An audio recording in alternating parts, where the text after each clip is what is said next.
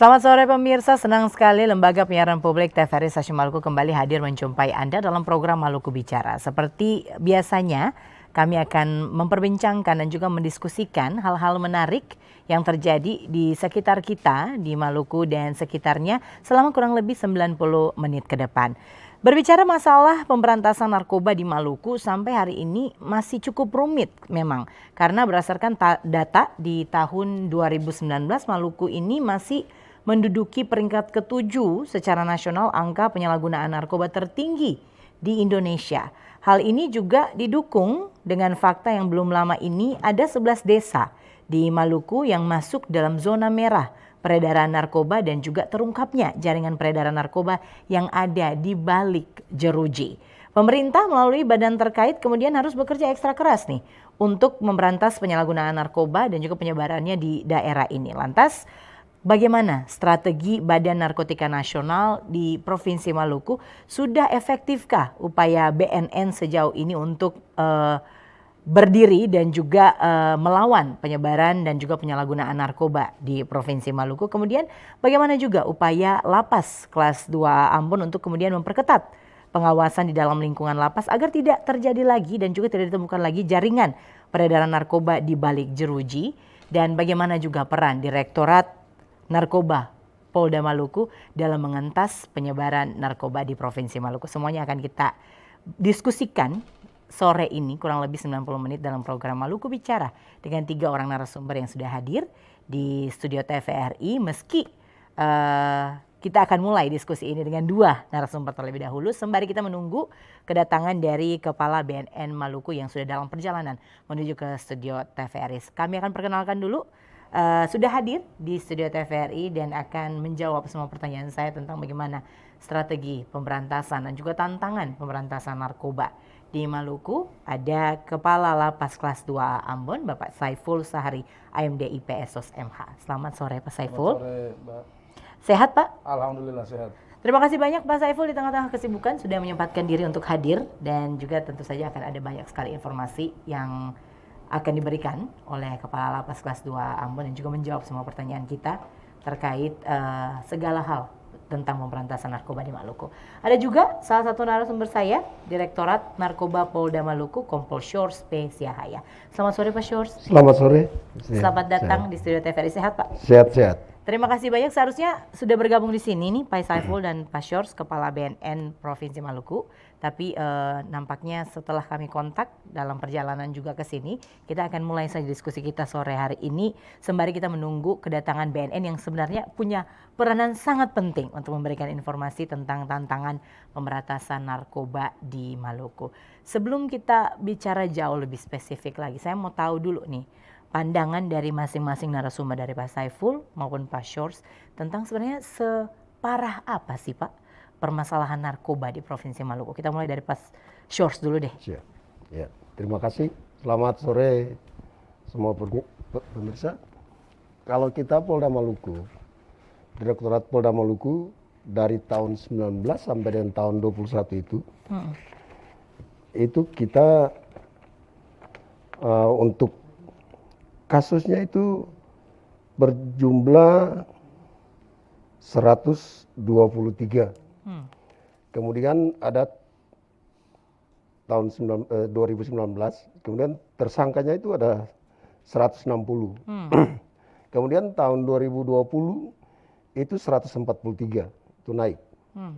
Kemudian tersangkanya itu 174. Yang tahun 2021 sekarang ini sampai dengan saat ini tanggal 25 Mei itu kita Direktorat Narkoba dengan jajarannya sudah sampai 100 perkara. Dengan TSK-nya itu 115 sampai saat ini. Jadi kalau ditarik ulur keparahannya dari tahun 2019 sampai 2021, apakah angkanya bergerak naik untuk penyalahgunaan narkoba di Provinsi Maluku atau cenderung datar aja nih Pak? Udah parah belum nih kalau Maluku dalam kategori Direktorat Narkoba? Kalau sebenarnya kita bilang sudah parah sebenarnya. Karena dia tidak turun tapi malah dia naik. Dengan sampai dengan bulan Mei ini saja sudah 100 perkara. Periode 2021 ya? 2021, iya. Jadi makin Kemudian hari makin naik. Makin naik. Kemudian untuk ini yang paling menarik ini nih kasusnya Sinte. Sinte. Sinte itu sejenis sintetis tembakau. Nah, itu yang sangat bergerak naik banyak sekali. Begitu pesat. Begitu pesat. Jadi ada per kategorinya sebenarnya, Pak. Siap. Nanti kita akan elaborate lebih lanjut lagi kalau Kepala BNN sudah ada di sini karena pasti akan banyak informasi. Kalau dari Pak Shores memang sudah benar-benar urgent dan kita memang harus bergerak untuk memerangi ini bersama. Sekarang kita dengar dulu nih dari Pak Saiful yang kayaknya punya banyak hal yang akan disampaikan hari ini terkait dengan se-urgent apa sih Pak permasalahan narkoba ini di Maluku dari kacamata Bapak. Baik, perlu kami sampaikan dulu bahwa saat ini jumlah narapidana di Lapas Ambon sebanyak 442 orang. Dan angka tertinggi kejahatan dalam pasal yang tertinggi pertama adalah narkotika dengan jumlah 137 orang. Diikuti oleh perlindungan anak, tindak pidana korupsi, dan lain-lain. Ini pun kami lihat dalam data registrasi kami, terjadi tren peningkatan angka narapidana narkoba, sebagaimana tadi disampaikan oleh Pak Asok, teman-teman dari Direktorat Narkoba. Dan memang benar bahwa angka narkoba narapidana memang tinggi, jadi tidak pernah turun. Nah, kaitannya dengan apa yang digunakan, tentu saat ini dominasi pada jenis-jenis yang sifatnya murah meriah. Jadi yang dibilang sinte itu sifatnya sintetis, yang seperti tembakau gorila, ya, bentuknya laga lain, dan itu menjadi tren. Dan narapidana yang ada pun dengan berbagai macam asal status sosial, macam-macam. Jadi kalau kita bicara kepada bagaimana pentingnya, memang sudah separah penanganan kasus narkoba. Kami pun sendiri dengan segala komitmen dari pimpinan dan kebijakan, kebetulan Dirjen Pemasyarakatan kami juga dari kepolisian, Irjen Pol Saud Litonga, beliau berkomitmen mengeluarkan 3 kebijakan, diantaranya satu adalah berantas narkoba. Jadi tidak ada komitmen, tidak ada main-main, tidak ada berupaya untuk melakukan lapan anak ataupun terkait dengan upaya-upaya bagaimana melakukan pembinaan dan penggagalan narkoba di dalam lapas itu sendiri. Jadi memang sekarang dari angka 442 napi, 137 diantaranya itu adalah narapidana Kasus narkotika, narkoba. Ini berarti mengindikasikan pergerakan dari modus dan juga segala penyalahgunaan narkoba di Maluku ini semakin hari semakin parah. Betul. Kalau dapat kita simpulkan. Sekarang saya mau balik lagi sebelum saya ke Pak Saiful dengan pertanyaan yang mungkin agak sedikit menohok karena ada banyak sekali ulasan dari sosial media. Ini bukan fenomena di Maluku saja, tapi di hampir seluruh Indonesia pun terjadi hal yang sama. Sebelum ke Pak Saiful tentang bagaimana sindikat jejaring narkoba di balik jeruji, saya mau ke Pak Shores dulu nih. Karena untuk bekerja meningkatkan keawasan terhadap penyalahgunaan narkoba, bukan saja BNN sendiri, Direktorat Polda Maluku juga bergerak di dalamnya. Bagaimana kemudian strategi dari Direktorat Polda Maluku untuk menangkal ini? Kita akan jawab setelah jeda berikut ini, Pak Saiful dan Pak Shores. Kami akan kembali dengan jawaban dari Pak Shores bagaimana strategi dari Direktorat Polda Maluku, Direktorat Narkoba Polda Maluku setelah jeda berikut ini. Tetaplah bersama kami dalam program Maluku Bicara. Jangan lupa pakai maskermu. Aku tidak butuh masker. Kamu tahu, COVID itu cuma berita hoax. Tapi... Sudahlah.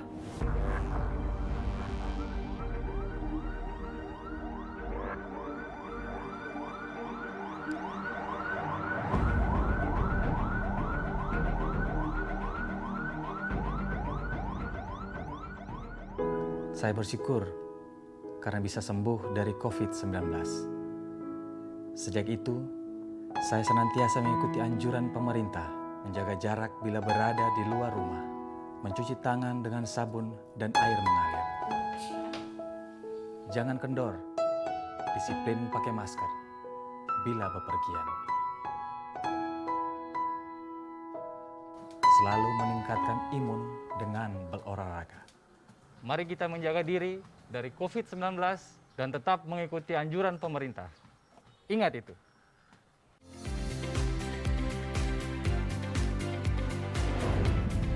Bila kita mau membuka mata lebih jeli, maka kita akan temukan banyak sekali hal menarik di sekitar kita.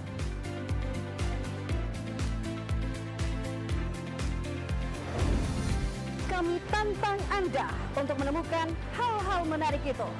Kisah seputar humaniora, musik, gaya hidup, kuliner, ataupun berita eksklusif. Rekam dengan menggunakan ponsel pintar Anda dan kirimkan hasil tangkapan video Anda ke @redaksijurnalismehalayak@gmail.com. Anda juga bisa jadi jurnalis.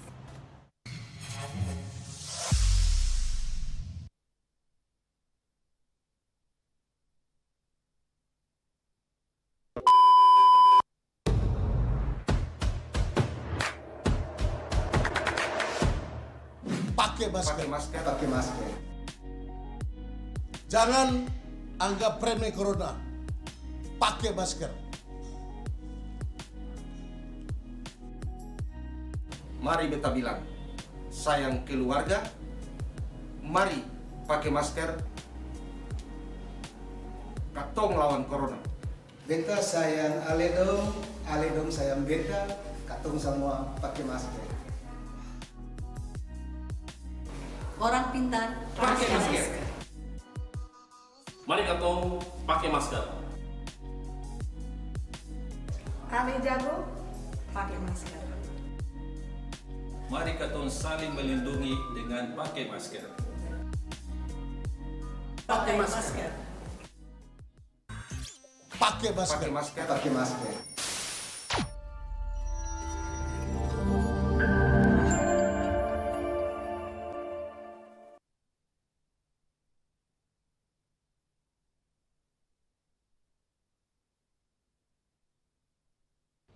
Baik pemirsa, Anda kembali lagi bersama dengan kami dalam program Maluku Bicara. Tadi sebelum jeda sudah kami sampaikan topik kita dalam program Maluku Bicara di sore menjelang malam hari ini adalah tantangan pemberantasan narkoba di Maluku. Tadi kita sudah sempat ngobrol sedikit tentang pandangan umum dari dua orang narasumber saya, dan narasumber yang kita tunggu-tunggu sudah hadir sore hari ini. Selamat datang di studio TVRI Kepala BNN Maluku, Brigjen Pol Zainul Mutakin. Selamat sore. Selamat sore Pak Zainul. Selamat sore pemirsa. Sehat Pak?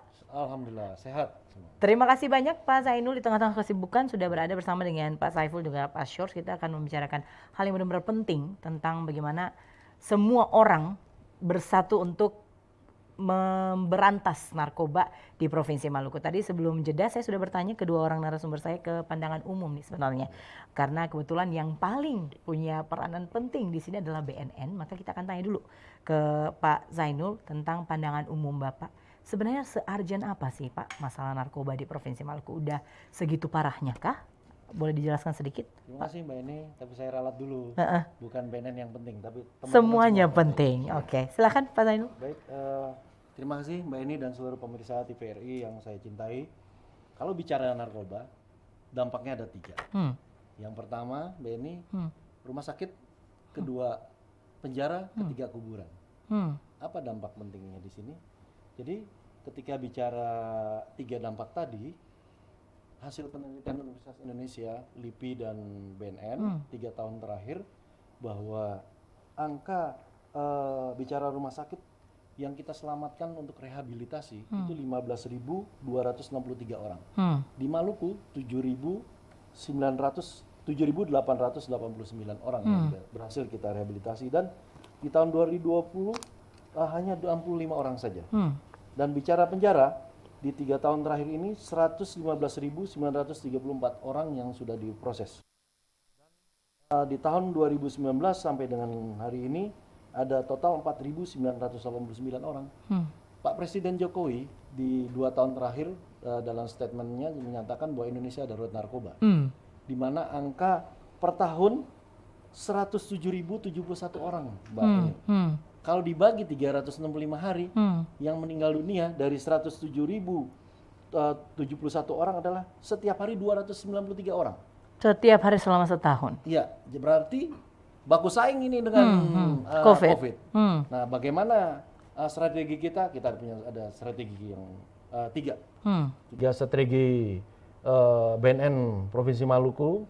Ada yang pertama adalah strategi soft power approach, Awareness. ya, pendekatan yang soft. Yang kedua smart power approach, dan yang ketiga ada hard power approach. Smart power approach itu kita mengedepankan fungsi preventif dan preventif. Oke. Di mana fungsi pencegahan ini kita kedepankan, edukasi kita kedepankan, dan kita gandeng teman-teman Forkopimda. Bapak Gubernur, Kapolda, Pangdam, Kak Kanwil, ya, pimpinannya Mas Saiful, itu kita bersinergi. Dan seluruh stakeholder lain, bahkan dari stakeholder agama, kita gandeng, baik itu Majelis Ulama Indonesia, Provinsi Maluku, GPM Maluku, katong datangi sama-sama untuk menyamakan persepsi. Begitu juga ke Pak Uskup.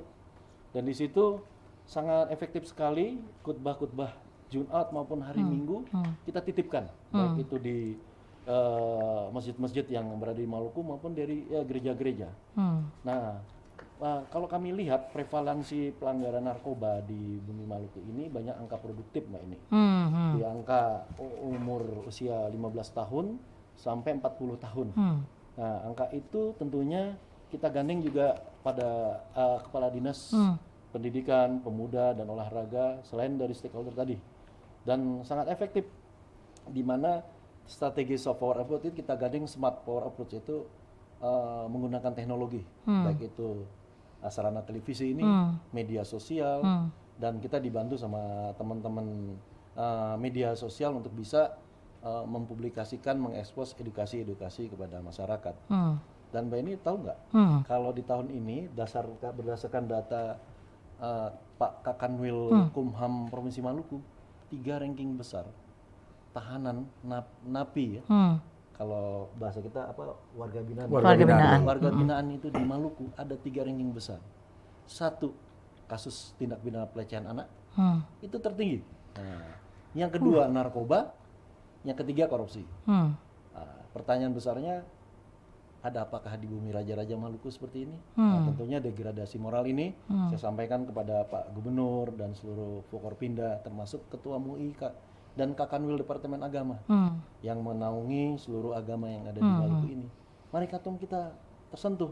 Jangan nanti di alam kubur Pak Kakanwil Depak ditanya nih sama malaikat tanggung jawabnya ini. Nah, dengan forum ini saya sangat senang sekali ketika kami mendapat undangan untuk memberikan apresiasi dan mengingatkan kepada seluruh pemirsa keluarga besar Bumi Raja-Raja Maluku, mari katong bangkit para Patimura muda untuk tolak narkoba and warn Anda, perangi narkoba.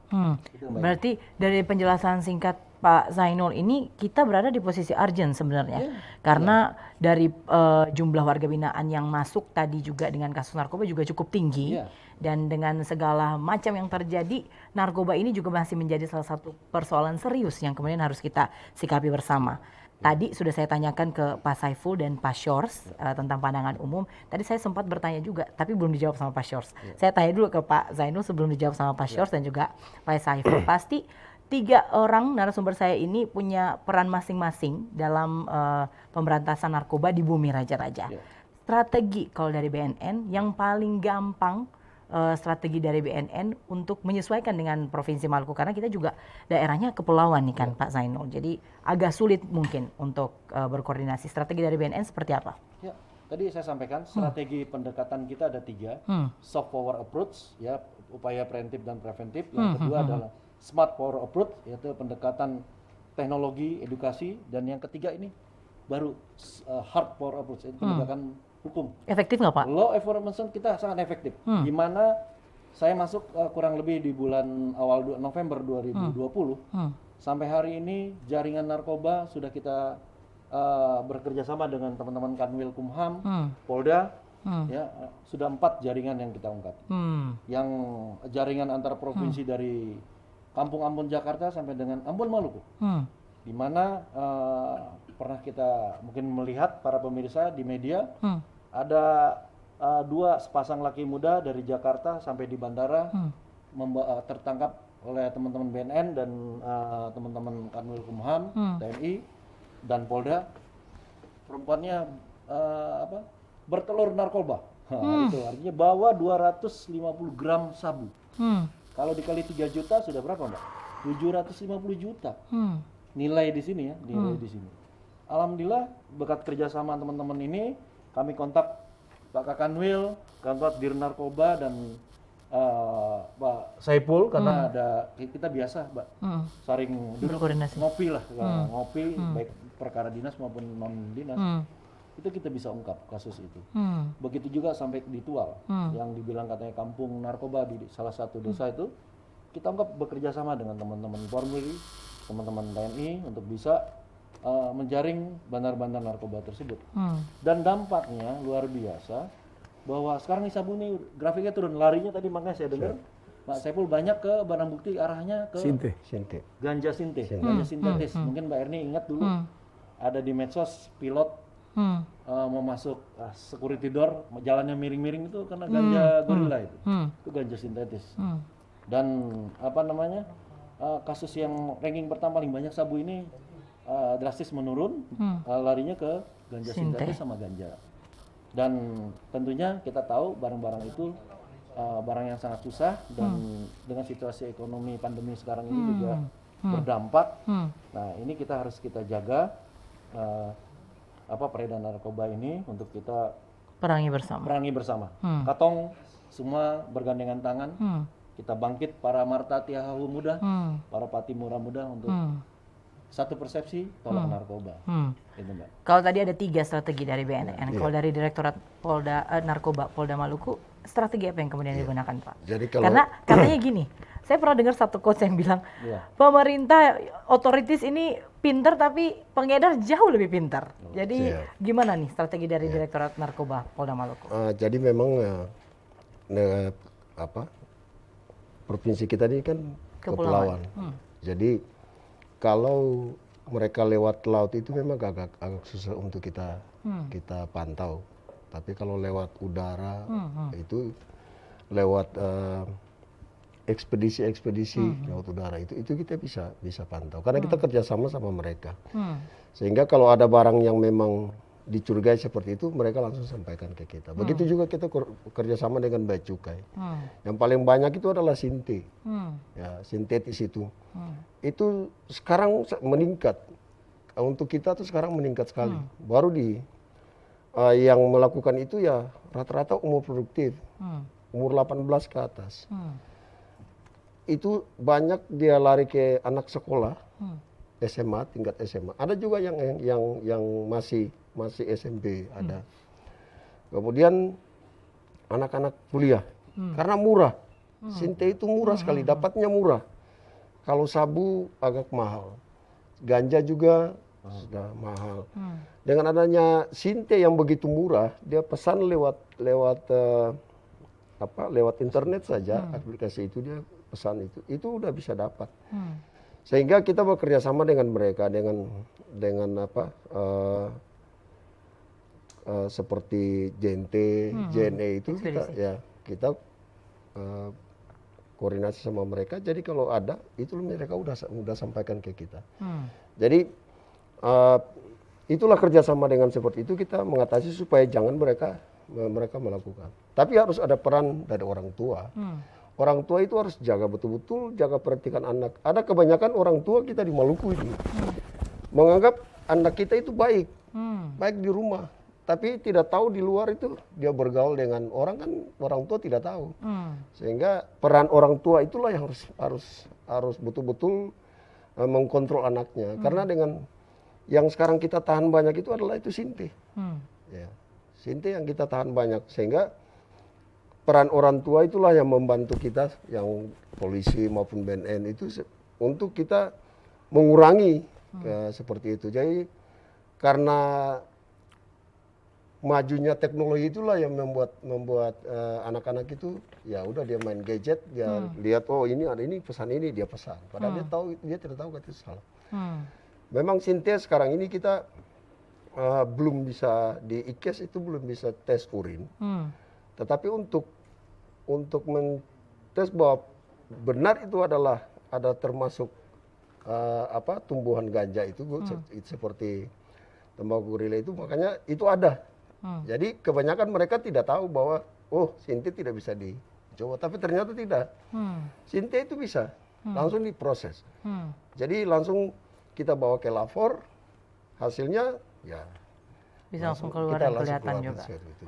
Jadi memang kita strategi kita itu juga kita pendekatan dengan masyarakat, dengan daerah-daerah yang memang kalau bisa kalau memang kita tahu ada di situnya seperti itu, kita pendekatan untuk kita bisa mengejar mereka untuk ya. Jadi ada kita memberikan penyuluhan ya ke sekolah-sekolah tentang bahaya daripada narkotika itu. Sehingga peran masyarakat yang harus kita penting untuk membantu kita petugas ini, untuk bisa dapat membantu kita untuk menumpas narkoba di Maluku. Jadi ternyata peran kita sebagai masyarakat, orang tua di rumah, kemudian orang-orang yang ada di sekitar kita juga penting sekali. Sebagai monitor dari BNN, dari Direktorat Polda Maluku, bahkan mengantisipasi agar tidak menjadi warga binaan di lapas. Sekarang saya mau tanya satu pertanyaan nih buat Pak Saiful. Ini mungkin agak menohok tapi harus kita tanyakan juga. Karena fenomena ini bukan saja terjadi di Maluku, tapi di daerah-daerah lain di Indonesia pun sama. Ada jaringan narkoba yang dikendalikan di balik jeruji. Di Maluku ada juga seperti itu sepertinya. Saya tanya dulu, ada nggak Pak Saiful? Alhamdulillah sampai dengan hari ini, kurang lebih setahun lebih saya bertugas. Upaya-upaya tersebut bisa kita putuskan dengan bekerja sama dengan teman-teman di Polres, dengan Pak Kepala BNN, dengan teman-teman Polda. Karena kami sendiri pun sudah membangun MOU. MOU itu bukan cuma sekedar melakukan penindakan, tapi penyebaran informasi. Jadi apa yang kami tahu, kami sebarkan. Apa yang teman-teman dari BNN, Polres Ambon, Polda tahu, sebarkan kepada kita. Dan itu sudah kita buktikan. Jadi upaya-upaya pencegahan sebagai upaya untuk mematikan atau menghindari penyebaran di dalam lapas sudah kita lakukan. Penggeledahan, ya kita punya X-ray, kita punya layanan titipan barang yang 1 minggu itu 2 kali. Kita turunkan betul dengan tidak mengurangi daripada makna pemberian barang dari keluarga dalam bentuk makanan. Kita lakukan penggeledahan dengan membongkar habis semua barang. Dan bahkan dari kegiatan-kegiatan tersebut, kita bisa menggagalkan penyelundupan narkoba lewat liftbuoy. Ya, liftbuoy cair dimasukkan di dalam. Alhamdulillah itu bisa digagalkan dan kita langsung berkoordinasi dengan teman Pak Kepala BNN, teman-teman di Polres, dan kami diberikan apresiasi. Bahkan ada lagi yang melempar.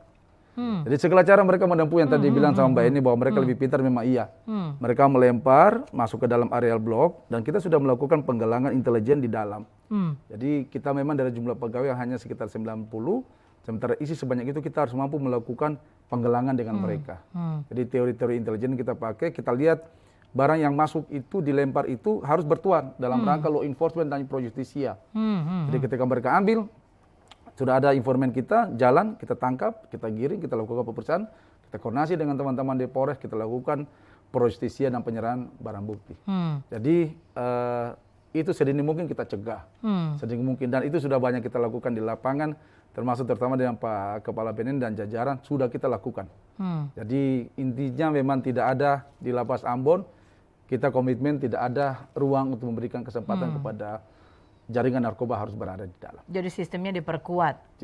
Sistem lapas semua diperkuat, pengawasan terhadap warga binaan juga, kemudian para pegawai di sana juga benar-benar diawasi. Sekarang saya balik lagi nih ke Pak Zainul terkait dengan segala hal yang kita bicarakan di sore menjelang malam hari ini. Muaranya cuma satu nih Pak sebenarnya.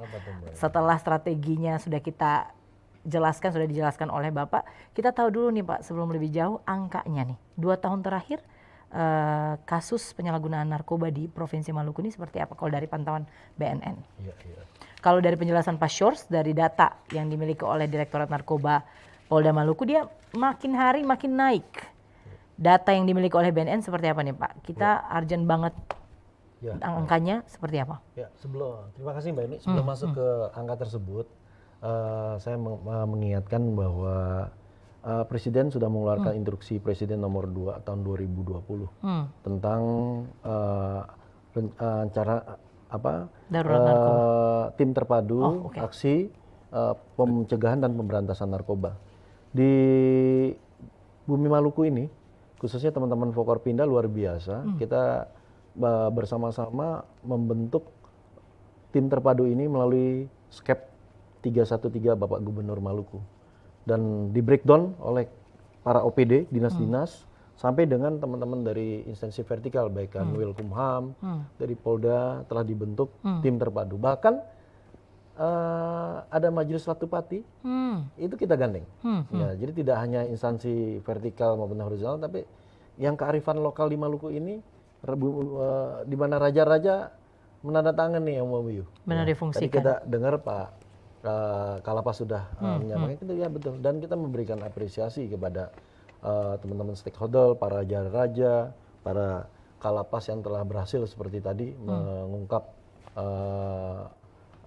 jaringan narkoba melalui makanan, melalui melempar, ya handphonenya juga dilempar, sehingga kita tidak tahu Mbak, ini memang perlu ada empati dari pemerintah untuk bisa membantu teman-teman di Kanwil Kumham, khususnya dalam pembangunan infrastruktur lapas, sehingga tidak gampang disusupi, barang-barang dilempar masuk langsung. Nah sekarang bicara angka, di 3 tahun terakhir ini memang angka narkoba di prevalensinya, kalau kita disebut prevalensi, di 3 tahun terakhir ini ada penurunan dari 27.150 atau 2,32% menjadi 0,02%, 4.989 orang. Dan kami BNN dengan tim terpadu sesuai dengan amanat Impres tadi, ada namanya lembaga TAT Mbak, lembaga sidang TAT ini kita mensortir ketika teman-teman penyidik dari Polri mengajukan kepada BNN untuk yang bersangkutan tersangka ini bisa dipidanakan atau direhabilitasi. Nah, kita akan mengarah kepada penyamaan persepsi antara teman-teman criminal justice system atau kita singkat CJS, baik itu teman-teman Kejati, Polri maupun BNN, sehingga kita bisa menentukan mana yang kita selamatkan untuk kita rehabilitasi. Dan saya sosialisasikan kepada seluruh pemirsa, apabila ada katong pe anak atau keluarga, tetangga yang terpapar narkoba, sebelum adanya upaya penegakan hukum lebih baik segera dilaporkan. Dan kita mempunyai balai rehabilitasi gratis, tidak ada dipungut biaya apapun. Ya. Dan kita sudah kerjasama dengan Rumah Sakit Bayangkara Polda maupun RSUD Nania. Ya, dan kalau memang teman-teman mau memilih tidak di Maluku, kita bisa juga arahkan ke balai rehabilitasi di Sulawesi Selatan. Dan kalau mungkin juga malu juga, kita bisa kirim ke balai rehabilitasi besar yang ada di Bogor. Di Bogor. Nah, jadi pada kesempatan ini saya terima kasih kepada seluruh komponen masyarakat yang dengan melalui kearifan lokal, khususnya para pendeta, para ulama yang telah berperan aktif nih Mbak dalam membentuk Indonesia Bersinar. Singkat Bersinar ini Mbak, ini bersih dari narkoba. Jadi kita ciptakan Maluku Bersinar. Nah, Katong sudah tanda tangan dengan Forkopimda, dengan Kakanwil Departemen Agama, dengan Majelis Raja-Raja Latupati untuk membuat bagaimana keluarga anti narkoba yang outputnya adalah bersinar, bersih dari narkoba. Itu aja Mbak. Jadi untuk men-tackle angka yang makin hari makin naik, ya kerjasama semua orang juga memang penting di sini. Tadi sudah dijelaskan juga sama Pak Syors, kan Maluku daerahnya kepulauan nih Pak. Iya betul. Ada daerah yang jauh dan sulit sekali dijangkau. Itu bisa berpotensi untuk menjadi pintu masuk penyebaran narkoba di Maluku. Bagaimana kemudian pengawasan ke pulau-pulau terluar yang bukan di Ambon gitu, yang dekat banget sama daerah kerjanya BNN dan juga Direktorat Narkoba Polda Maluku. Ya. Inilah bentuk instruksi Presiden nomor 2 2020 itu diimplementasikan di seluruh kepala daerah. Baik Bupati, baru-baru ini 2 bulan terakhir saya sudah masuk ke 4 kabupaten, baik itu Tanimbar, Tual, Maluku Tenggara, terakhir kemarin di SBB dan Maluku Tengah, di mana para bupati dan wali kotanya menyamakan persepsi untuk membentuk skep terpadu pencegahan dan pemberantasan narkoba, di mana ketuanya Pak Bupati atau wali kota, leading sektor sekretarisnya ada kepala Kesbang, anggotanya adalah teman-teman dari penegak hukum. Ya, baik itu dari teman-teman dari Kanwil Kumham, dari Polri maupun dari TNI. Nah, di sini kita bisa mengungkap beberapa kasus ya Mbak Erni, seperti di Tual tadi, dan baru-baru ini kami belum sempat kami expose ya sampai hari ini. salah satu kapal Pelni kita, kita geledah dan salah satu security-nya kita tangkap dan kita temui beberapa barang bukti 19 gram sabu. Nah, ini lagi masih ada pengembangan, jadi kita minta dukungan seluruh komponen masyarakat untuk bisa kita putus jaringan narkoba ini dengan bergandengan tangan, khususnya kita ciptakan seperti Pak Sur tadi sampaikan untuk membentuk keluarga anti narkoba. Mulai dari lingkup yang paling kecil sebenarnya, berangkat dari keluarga. Yang nonton sore hari ini Pak Zainul, Pak Saiful dan Pak Syors adalah masyarakat yang setiap hari beraktivitas bersama dengan anak-anak mereka, bersama dengan orang-orang yang usianya 15 sampai 40 tahun. Produktif istilahnya yang merupakan sasaran utama para pengedar. Bisa dikasih penjelasan tidak sih Pak, ini untuk Pak Zainul dan juga Pak Syors sebenarnya. Yang paling simple, tanda-tanda yang bisa kita lihat di sekitar kita kalau orang ini bisa kita klasifikasikan sebagai oh dia ini sepertinya berpotensi, harus saya laporkan sebenarnya. Tanda-tanda fisik kelihatan nggak sih Pak sebenarnya kalau si penyalahguna narkoba, pengguna narkoba kelihatan nggak dari fisik? Bisa diklasifikasikan bagaimana agar supaya masyarakat yang nonton juga kemudian bisa melihat oh iya di sekitar saya sepertinya ada dan harus saya laporkan segera. Seperti apa? Boleh dijelaskan Pak? Terima kasih, silakan. Tanda-tanda fisik dari Pak Syors dulu deh. Mungkin yang paling sering bertemu dan encounter dengan orang-orang yang menyalahgunakan. Bisa kita lihat tanda-tanda fisiknya bisa kelihatan nggak sih Pak sebenarnya? Kalau tanda-tanda fisik itu orang itu mukanya sayu. Kemudian matanya itu agak sedikit apa? Mau tidur gitu. Lesu gitu ya. Lesu. Mata fly. Mata fly. Lalu kemudian dia itu linglung. Ya, linglung. Kemudian matanya agak sedikit merah. Merah. Kemudian kalau bicara tuh belok. Iya, mulut sedikit busa-busa gitu. Oh, jadi dia mumbling, kata-katanya tidak mumbling. jelas. Ya, tidak jelas seperti itu. Itu ciri-cirinya itu. Yang paling berbahaya ini sinte. Sinte itu sampai kalau isap itu, sampai kalau dia bercelana pun juga tidak tahu. Iya. Segitu parahnya dia merusak. Parah, dia kencing celana juga dia tidak tahu, tidak sadar. Kalau memang ada yang sudah ini ya sudah. Dia tidur, nggak bisa bangun, tidak tahu diri lah seperti itu.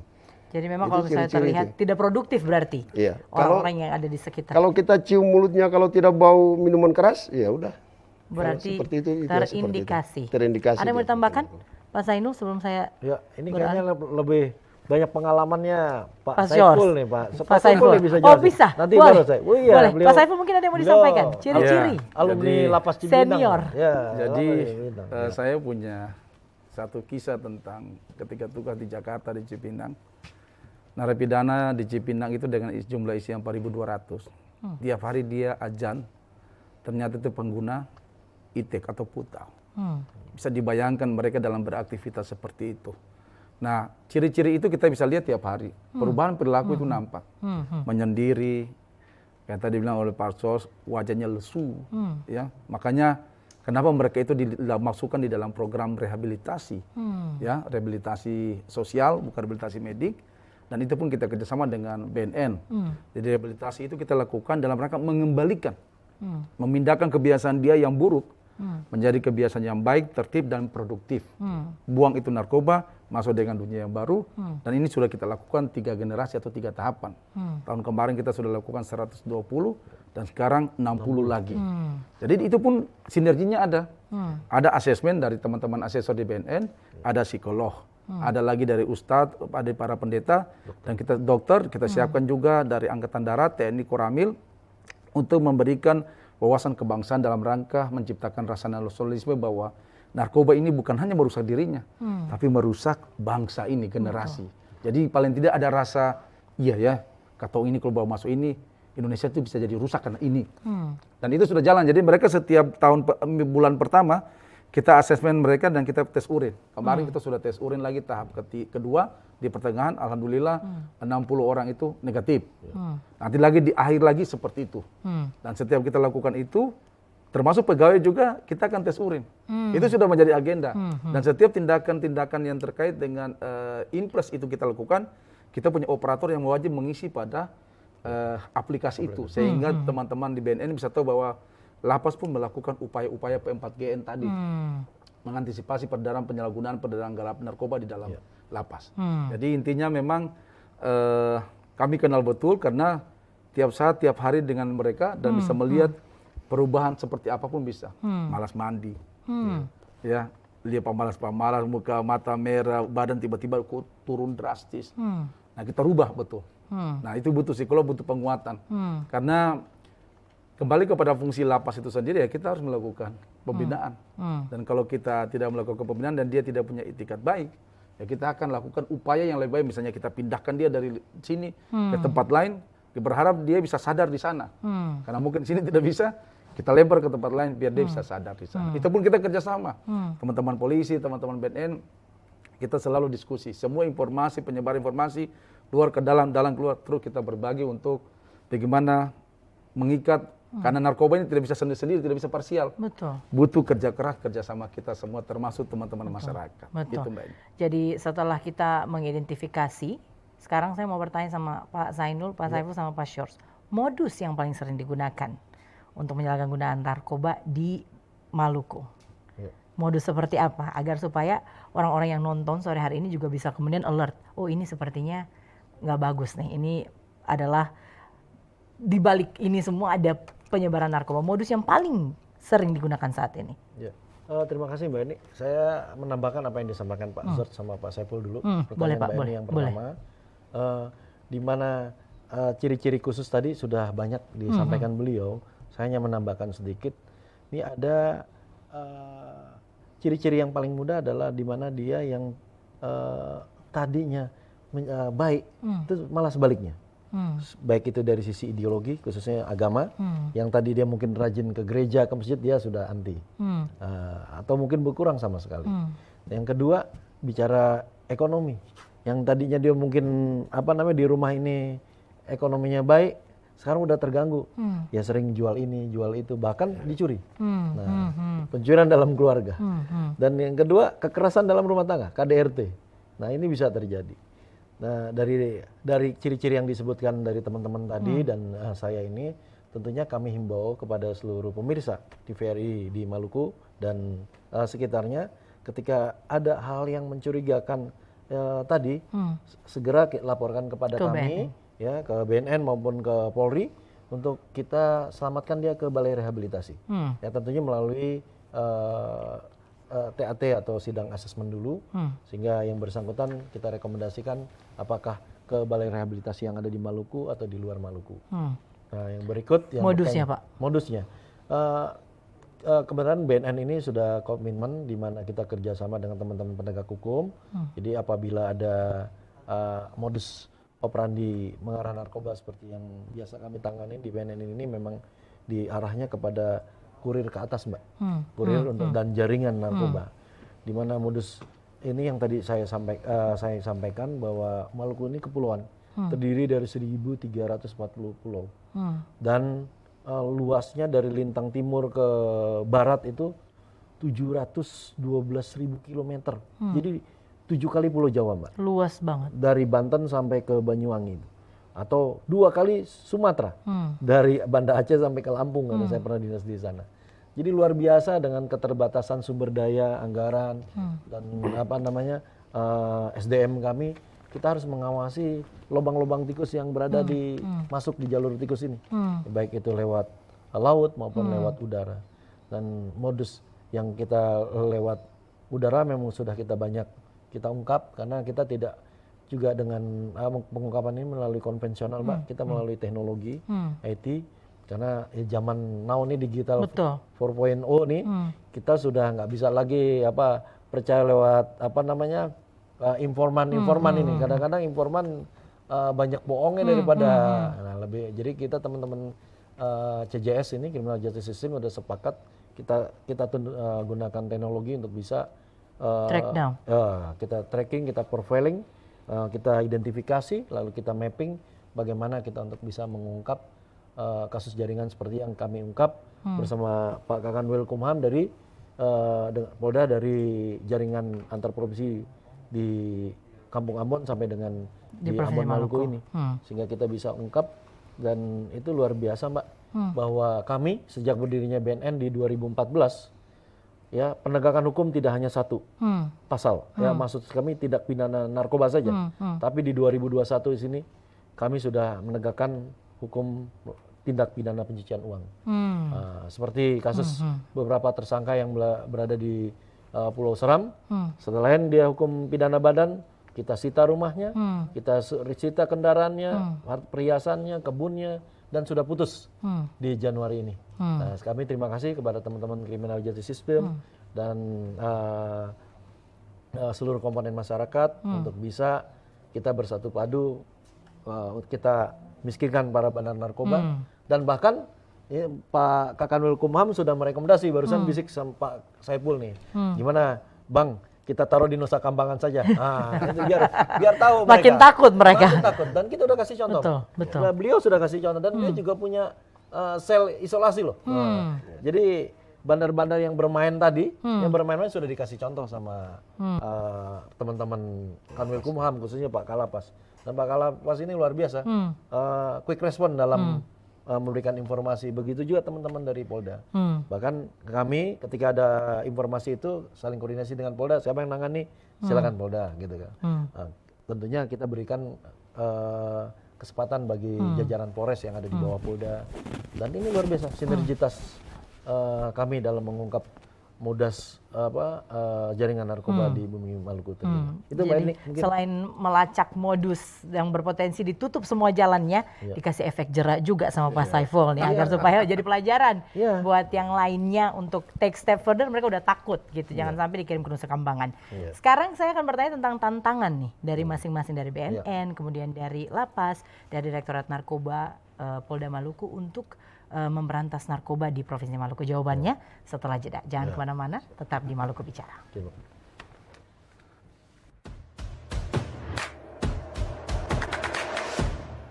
Pakai masker. Pakai masker. Jangan anggap remeh corona. Pakai masker. Mari beta bilang, sayang keluarga. Mari pakai masker, katong lawan corona. Beta sayang Aledong, Aledong sayang beta, katong semua pakai masker. Orang pintar Pakai masker. Mari katong pakai masker. Ale jago, pakai masker. Mari katong saling melindungi dengan pakai masker. Pakai masker. Pakai masker. Pakai masker.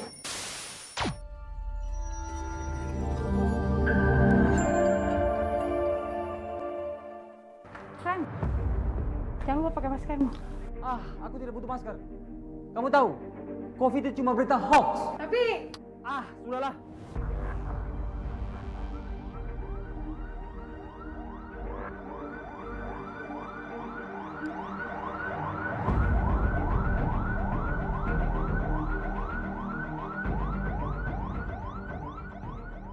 Saya bersyukur karena bisa sembuh dari COVID-19. Sejak itu, saya senantiasa mengikuti anjuran pemerintah, menjaga jarak bila berada di luar rumah, mencuci tangan dengan sabun dan air mengalir. Jangan kendor, disiplin pakai masker bila bepergian. Selalu meningkatkan imun dengan berolahraga. Mari kita menjaga diri dari COVID-19 dan tetap mengikuti anjuran pemerintah. Ingat itu.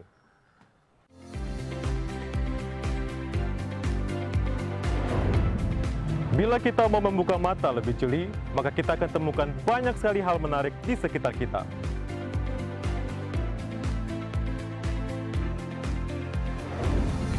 Kami tantang Anda untuk menemukan hal-hal menarik itu. Bisa seputar humaniora, musik, gaya hidup, kuliner, ataupun berita eksklusif. Rekam rekam dengan menggunakan ponsel pintar Anda dan kirimkan hasil tangkapan video Anda ke @redaksijurnalismehalayak@gmail.com. Anda juga bisa jadi jurnalis.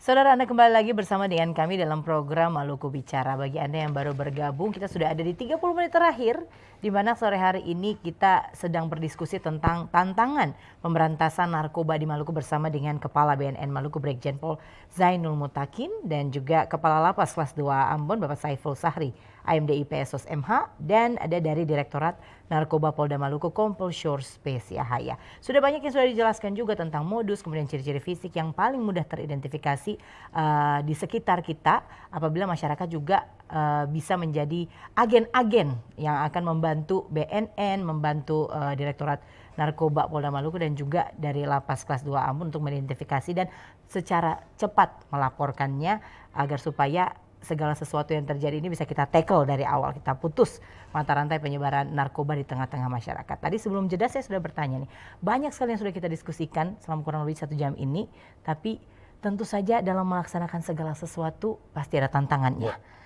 Tantangan terbesar dari masing-masing narasumber saya untuk memberantas narkoba di Maluku. Kita mulai dari Pak Source dulu deh, Pak Source.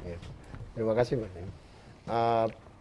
Tantangan yang kita hadapi selama ini di Maluku, ya, itu peran masyarakat kurang membantu kita. Oke. Ya. Jadi umpamanya kita ini ada tersangka nih satu tempat, kita tangkap, itu ada masyarakat yang membantu, melindungi mereka.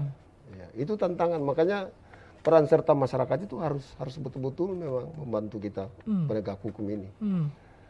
Sehingga kita mau mendapatkan bandarnya itu agak sulit, karena memang masyarakat sangat mendukung mereka, masyarakat dukung mereka, sehingga masyarakat menghalangi kita, sehingga kita tidak bisa mendapatkan untuk tingkat sampai ke bandar itu. Tantangan kita itu, karena masyarakat memang masih belum menyadari, belum kooperatif untuk membantu kita dalam seperti itu. Tapi untuk daerah-daerah yang lain, tidak semuanya, daerah-daerah yang lain itu sangat membantu. Jadi kalau kita tangkap narkoba di situ, kan mereka kadang-kadang kita tangkap, mereka bilang teriak-teriak, minta tolong dan sebagainya. Nanti setelah kita sampaikan bahwa kita ini adalah petugas Direktorat Narkoba Polda Maluku, ini pengedar narkotika, mereka mundur seperti itu. Tapi ada yang memang ya beberapa daerah tuh yang memang malah menyembunyikan mereka. Betul, susah diajak bekerja sama. Malah kita diserang, ya, daripada kita bentrok sama masyarakat, ya udah kita balik seperti itu. Itu tantangan yang beratnya. Jadi kita sarankan kalau bisa, mohon kiranya masyarakat itu sadar hukum, masyarakat membantu kita untuk memberantas narkotika ini di Maluku, khususnya di Kota Ambon. Ya, Kota Ambon juga beredar banyak sekali. Kalau bagaimana kita pemerintah mau punya apa yang tadi Pak KBNN sampaikan bahwa bersih dan ini itu agak susah. Kalau masyarakat masih tetap membantu mereka, menyembunyikan mereka untuk dalam kita melakukan penegakan hukum terhadap mereka. Terima kasih. Kalau dari Pak Saiful sendiri tantangan untuk memberantas narkoba dari dalam lapas? Iya Mbak, yang pertama saya kira dari petugas. Ya, biar bagaimanapun petugas itu pelaksana di dalam. Kalau semua petugas itu dia bersih, dia clear, bersih dengan narkoba, insya Allah punya komitmen yang tinggi, tidak mungkin bisa bermain-main, tidak bisa mungkin jadi penghubung ataupun bahkan melakukan transaksi. Dan saya mengimbau kepada semua jajaran pemasyarakatan di Maluku, tanamkan komitmen untuk tidak ada yang main-main dengan narkoba. Yang kedua, kita butuh sarana. Jadi saat ini kita dalam penggeledahan kamar hunian narapidana, kita masih manual, artinya kita turun, kita geledah, kita cari. Kita berharap ada yang namanya alat pelacak sinyal atau jammer. Oke. Ya, jammer itu dia bisa bisa menghancurkan semua sinyal handphone yang mencoba diselundupkan ke dalam. Kalau itu sudah dia bisa lacak, bisa hancurkan sinyal-sinyal itu, maka kemungkinan komunikasi yang keluar itu pasti akan terputus. Kalau yang lain saya kira tidak ada masalah. Namun walaupun dengan halal itu belum ada, kami terus melakukan upaya, tidak hanya menyerah dan berhenti sampai situ, tapi upaya terus kita lakukan dengan sinergitas internal maupun dengan teman-teman Gimnajati Sistem secara keseluruhan. Jadi memang kalau dari Pak Syors, dukungan masyarakat, kalau dari lapas sendiri, para petugas dan fasilitasnya harus jauh lebih canggih agar supaya satu langkah di depan para pengedar dan juga orang-orang yang mengontrol itu dari belakang jeruji. Sekarang kalau dari perspektif BNN nih, Pak Zainul, tantangan terbesar BNN sekarang apa? Terima kasih Mbak Erni, saya menambahkan dari teman-teman Polda maupun dari Kalapas. Ada 4 saya sampaikan. Terkait tantangan pertama adalah SDM. Bicara SDM, ada SDM internal maupun eksternal. Nah, bicara SDM internal, tadi sudah disampaikan sama Pak Saiful Kalapas bahwa internal kita harus kuat. Kita analogkan seperti sapu. Kalau kita mau nyapu yang tempat kotor, sapunya harus bersih. Katong semua juga harus bersih. Dan luar biasa, beliau juga sudah cek urin, Polda cek urin. Bahkan teman-teman pengadilan kemarin, hakim-hakim dicek urin, Mbak. Ya, kita bagaimana integritas merah putih kita nih. Jangan kalah dengan Katong P Jembatan. Katong P Jembatan merah putih. Nah, Katong semua yang hadir di sini, seluruh pemirsa harus merah putih. Nah, apalagi masih bulan Patimura, harus tunjukkan kita.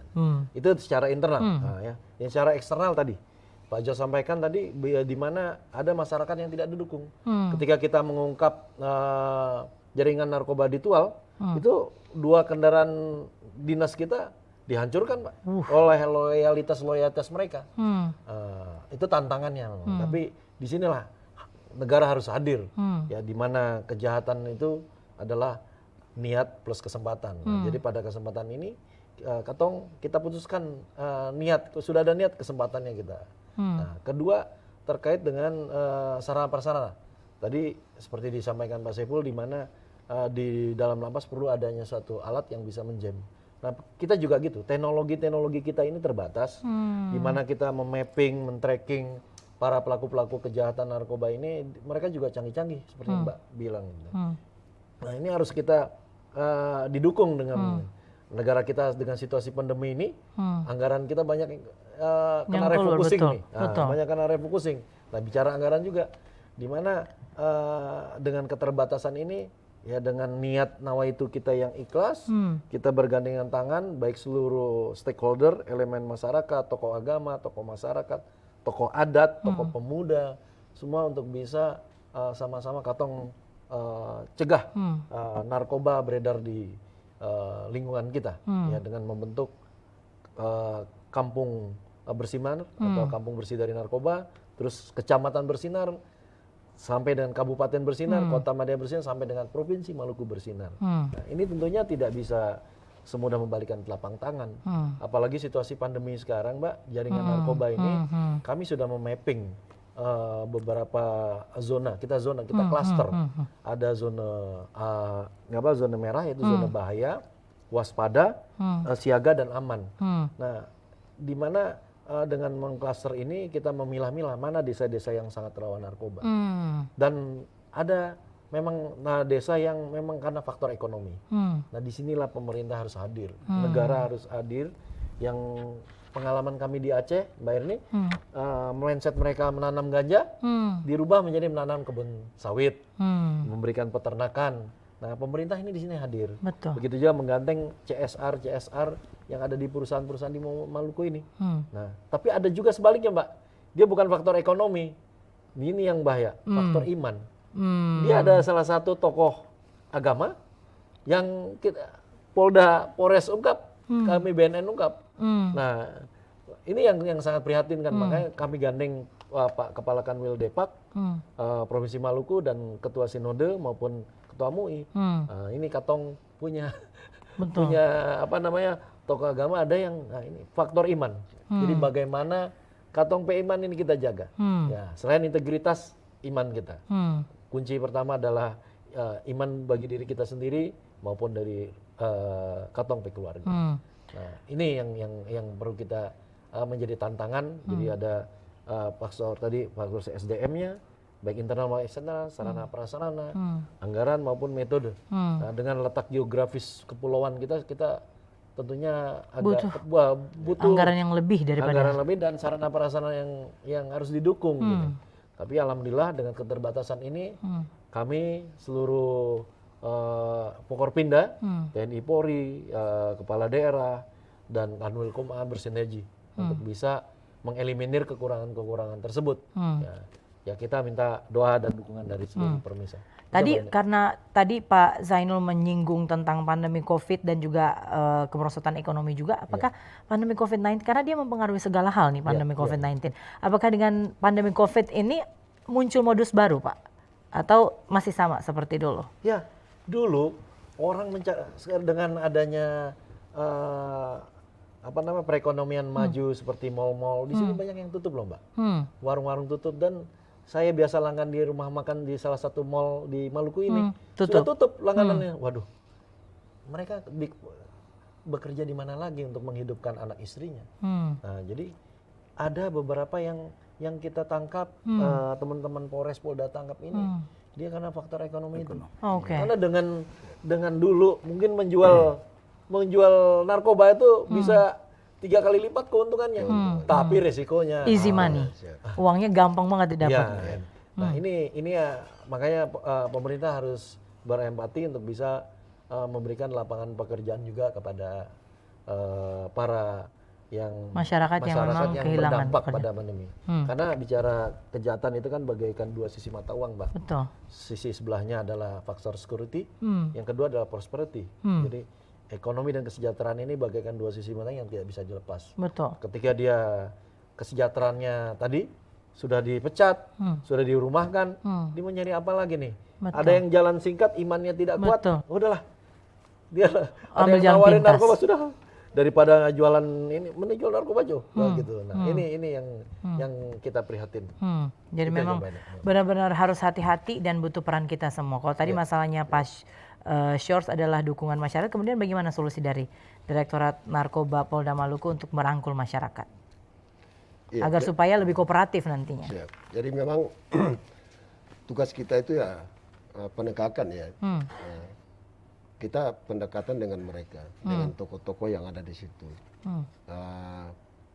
Sebelum kita melakukan penangkapan, kita datang, kita koordinasi sama mereka bahwa ada target yang kita harus tangkap di sini.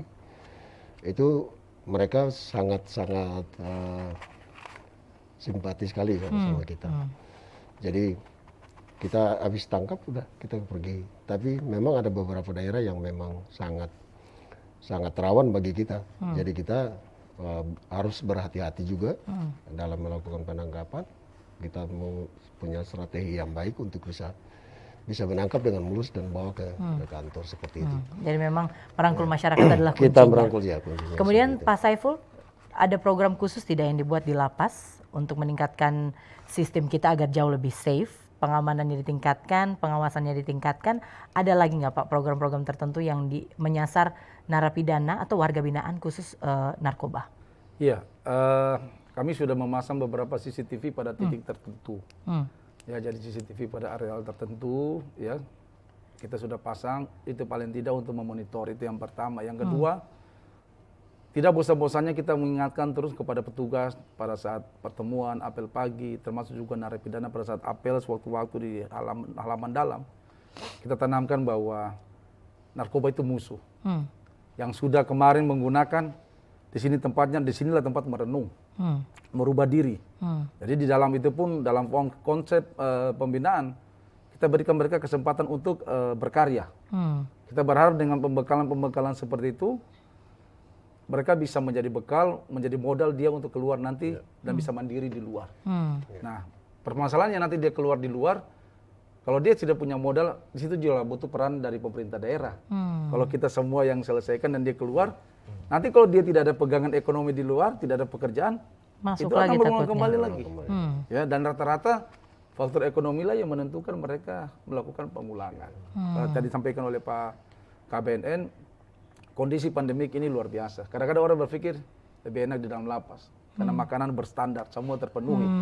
Bikin lagi, masuk lagi. Mau keluar tuh kayak, aduh tantangannya terlalu besar, saya masuk lagi dah. Karena ketika orang sudah di luar, orang harus berpikir, hari ini makan gimana apa, Oh. siang makan apa, malam makan apa. Tapi di lapas, kita dalam standar makanan, itu kita wajib berikan kepada mereka. Tapi balasannya harus ada ketaatan, harus ada tobat, dan dia bisa kita siapkan untuk kembali berkumpul dengan keluarga dan masyarakat, dan tidak melakukan lagi pengulangan kejahatan. Jadi yang kita lakukan terus penguatan. Penguatan mengingatkan agar petugas, warga binaan, sistem yang ada kita lakukan, yang paling penting tidak boleh terlepas dari yang namanya pantauan. Amati, lihat terus. Kalau kita lepas sedikit, lengah sedikit, kemungkinan besar akan terjadi penyimpangan di dalam. Jadi benar-benar di-empower, dikasih skill agar supaya ketika keluar lagi ke masyarakat sudah tidak punya alasan lagi untuk tidak produktif dan kemudian kembali lagi ke dalam lapas. Sekarang ke BNN nih Pak, what's next? Apa yang kemudian menjadi target BNN untuk dalam upaya penuntasan dan juga penuntasan penyebaran narkoba di Provinsi Maluku? Ya. Seperti yang saya sampaikan tadi, 3 strategi BNN. Yang pertama adalah soft power approach, itu pendekatan preventif dan preventif lebih kita kedepankan daripada represif.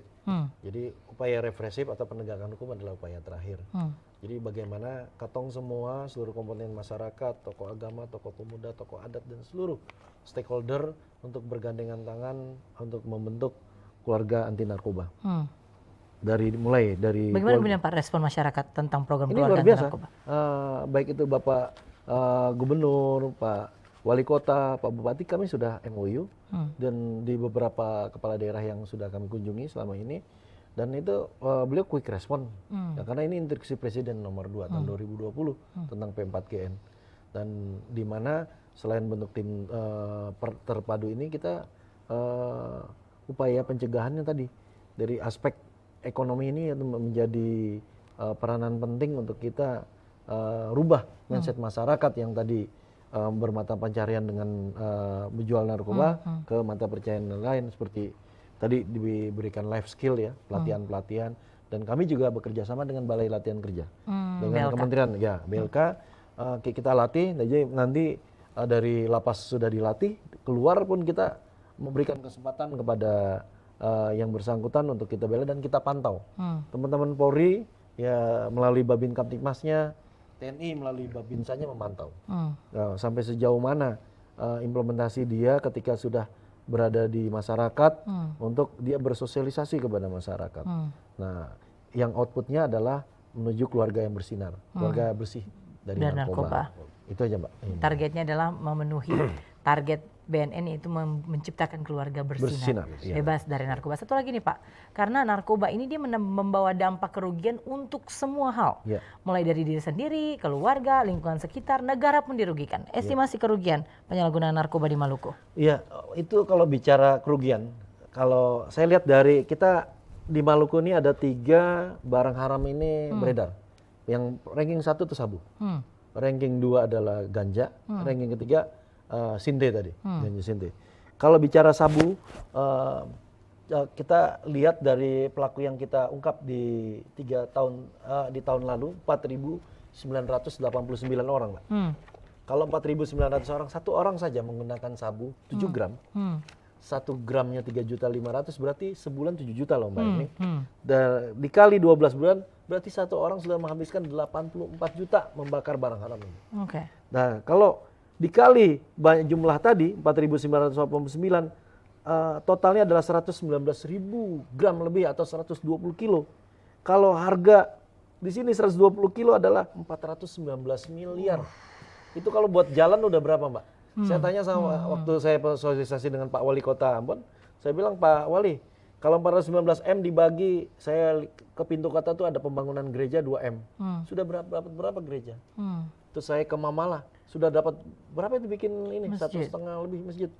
Nah, ini estimasi nih, estimasi barang yang haram ini beredar di kita. Nah, belum lihat dari ganja, nanti mungkin ditambahkan oleh Pak George ya, sama Sinte.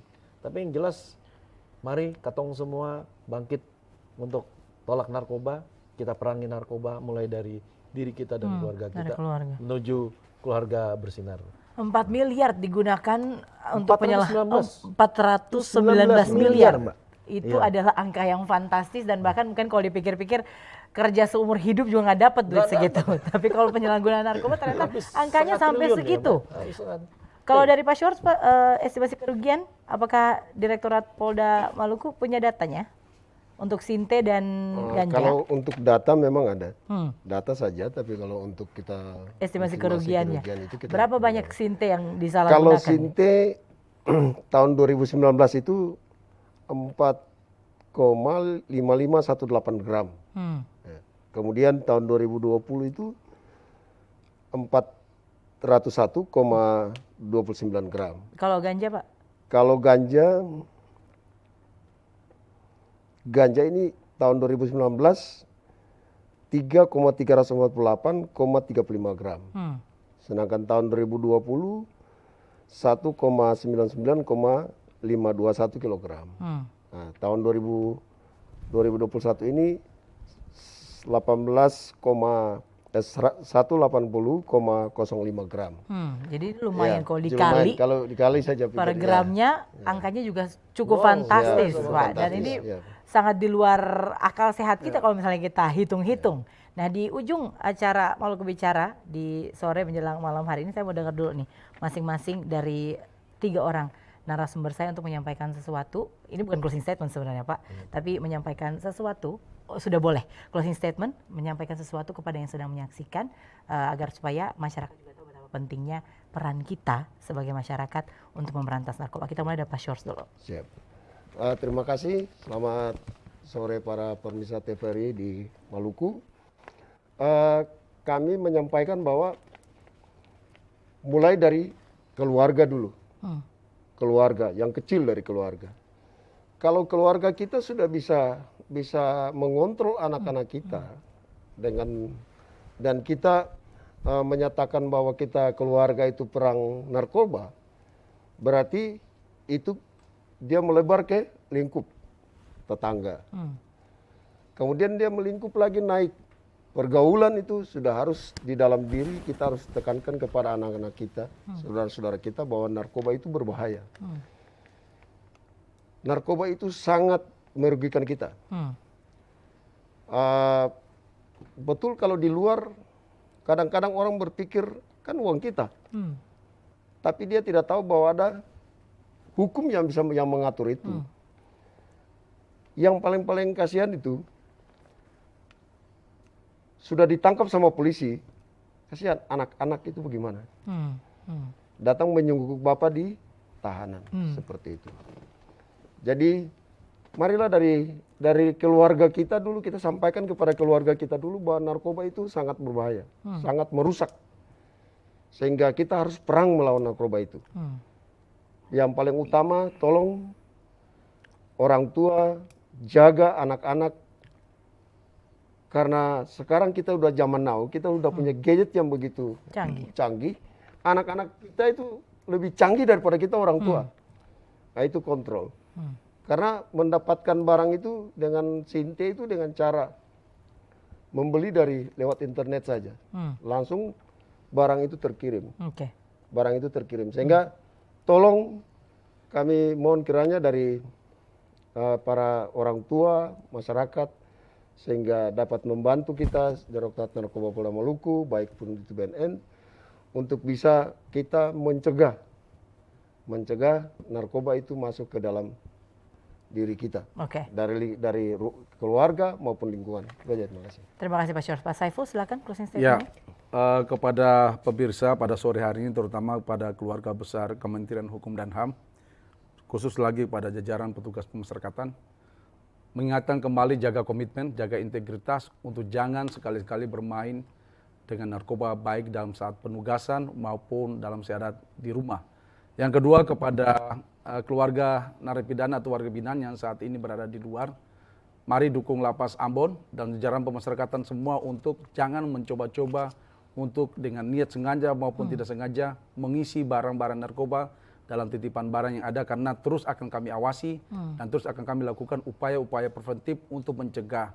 Mari kita bangun lapas agar terus menjadi tempat untuk membina, tempat merenung diri dan membuatkan mereka kembali bisa bersih dan produktif untuk kembali kumpul bersama-sama dengan keluarga. Baik, terima kasih Pak Saiful. Terakhir dari Brigjen Pol Zainul Mutakin, Kepala BNN Provinsi Maluku.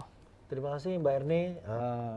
Closing statement saya pernah baca salah satu buku imam besar Mesir, Wadudia Abuddin, di mana parameter kemajuan suatu negara dilihat dari akhlak pemudanya.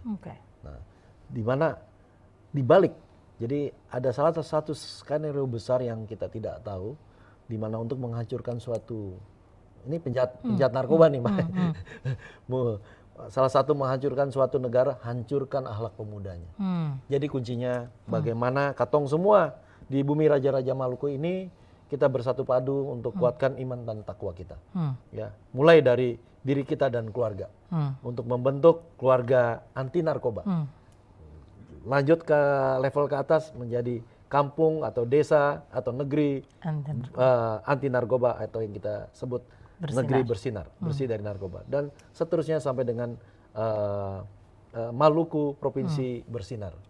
Apalagi instruksi Presiden nomor 2 tahun 2020, seluruh kepala daerah sudah membentuk tim terpadu Impres tersebut, di breakdown dari tingkat kota media sampai dengan desa dan negeri, Mbak. Nah, jadi teman-teman seluruh tokoh pemuda, tokoh agama, tokoh adat bisa masuk ke dalamnya dalam mencegah masuknya jaringan atau barang haram di kampung katong semua. Betul.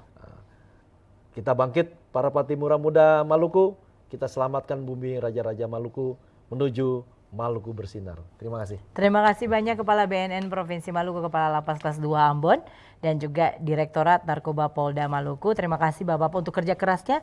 Kami semua doakan agar supaya semua bisa bersinergi, termasuk masyarakat juga untuk memerangi narkoba di Provinsi Maluku. Jangan lupa bagi masyarakat yang sedang menyaksikan, jika Anda mencurigai atau melihat ada sesuatu yang mencurigakan, silakan langsung laporkan ke BNN agar supaya kita juga bisa menjalankan peran kita untuk menjadi kota, daerah, provinsi yang bersinar narkoba. Saya Nifar Nusa pamit undur diri. Selamat sore, sampai jumpa. Terima kasih Bapak-bapak.